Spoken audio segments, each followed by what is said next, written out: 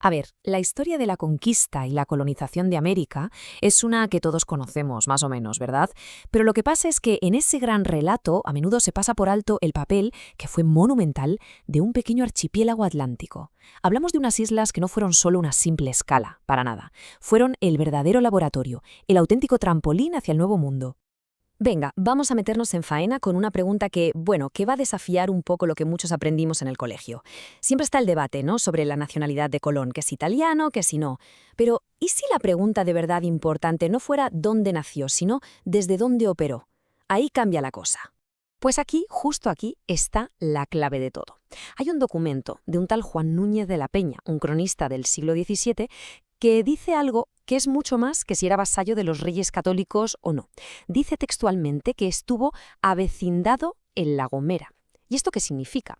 Pues que el verdadero protagonista de esta historia al final no es tanto Colón, sino el lugar que fue su base de operaciones, el punto de partida de todo.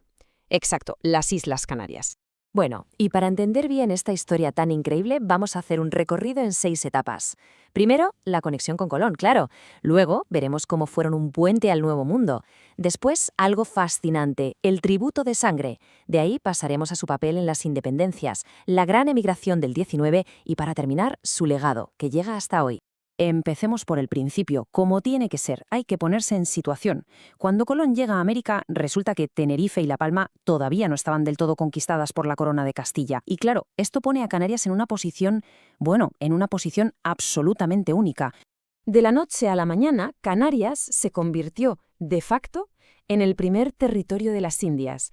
Fue un campo de pruebas, un ensayo general. Pensemos que allí se aclimataron plantas como la caña de azúcar o la platanera antes de dar el gran salto al Caribe. Fue literalmente el laboratorio donde se ensayó todo el modelo de colonización que luego se iba a exportar a una escala gigantesca al otro lado del Atlántico. Y claro, esta idea de campo de pruebas nos lleva directamente a su segundo gran papel, porque Canarias no fue solo un lugar de ensayo, que va, fue un auténtico puente, una especie de correa de transmisión biológica, tecnológica y, lo que es más importante de todo, humana, entre el viejo mundo y el nuevo. Pero ojo, la clave aquí no son solo los animales y las plantas, que también. Lo que de verdad fue crucial, lo que cambió el juego, fue la transferencia de conocimiento y de personas. Desde Canarias salieron técnicos que montaron los primeros ingenios azucareros en Santo Domingo, salieron guías que conocían el terreno, las condiciones, y soldados ya curtidos que venían de la propia conquista de las islas. Es que la importancia estratégica del archipiélago era brutal. Tanto que las grandes expediciones no solo paraban allí para coger agua y comida, no, venían a reclutar gente. Nombres que nos suenan a todos, ¿no?, como Pedro de Mendoza o Hernando de Soto, formaron aquí sus compañías. Canarias era una cantera de hombres listos para la aventura americana, una pieza fundamental, integral, de las expediciones que acabaron dibujando el mapa del continente. Bueno, y ahora llegamos a uno de los capítulos, para mí, más dramáticos y singulares de toda esta historia. En los siglos XVII y XVIII, la emigración canaria no fue solo una opción, fue una obligación impuesta por la corona. Se conoció como el tributo de sangre. Pensemos por un momento en lo que esto significa. Para poder comerciar con América, la élite de Canarias tenía que pagar un impuesto. Pero no en oro ni en plata, sino en personas. Es que la corona necesitaba, con una urgencia tremenda, poblar sus fronteras para defenderlas de potencias rivales como Inglaterra o Francia. ¿Y dónde encontró la solución? En las familias canarias. El impacto de esta política fue inmenso. Y llega hasta hoy. Familias canarias enteras fundaron el núcleo original de lo que hoy es San Antonio, en Texas. Fueron clave en la creación de Montevideo y establecieron comunidades enteras en Santo Domingo y en Luisiana. Ojo, no eran simples inmigrantes, eran colonos fundadores, enviados por decreto real. Casi nada. Pero claro, la historia avanza. Y con la llegada de las guerras de independencia, el papel de los canarios se vuelve muchísimo más complejo. Ya no luchan como un bloque unido. Todo lo contrario, su lealtad se partió en dos, reflejando las tensiones sociales tan profundas que existían dentro de su propia comunidad, allí en América.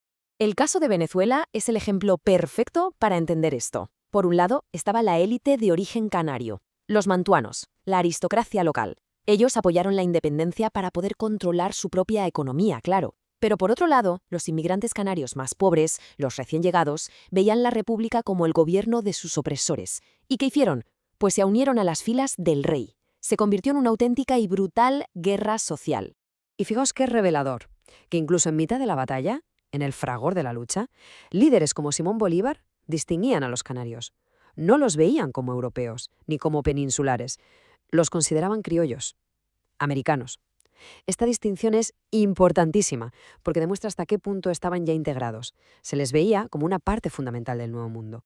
Bueno, y tras las independencias todo cambia de nuevo. La naturaleza de la migración ya no es la misma. Ya no es una política de la corona. Ahora es una necesidad económica masiva impulsada por las crisis en las propias islas y a la vez por la enorme demanda de mano de obra en las nuevas repúblicas americanas. Cuba fue, pero con muchísima diferencia, el destino principal.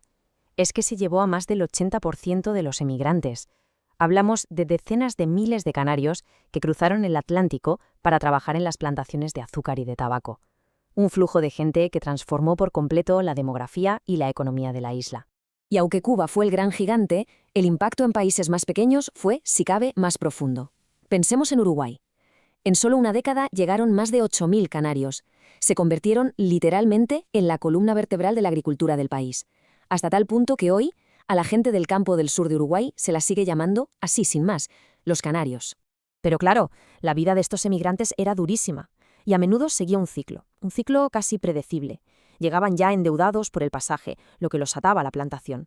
Se enfrentaban a condiciones de trabajo agotadoras, brutales, en la zafra del azúcar o en los campos de tabaco. Y todo con un único objetivo en la mente: trabajar sin parar, ahorrar lo que fuera y algún día poder volver a casa, a su tierra. Era una historia de puro sacrificio, impulsada por la esperanza del regreso. Y con esto llegamos ya al final de nuestro recorrido. Después de tantos siglos de migración, a veces forzada, otras voluntaria, lo que queda claro es que dejaron una marca profundísima, absolutamente imborrable, en todo el continente americano.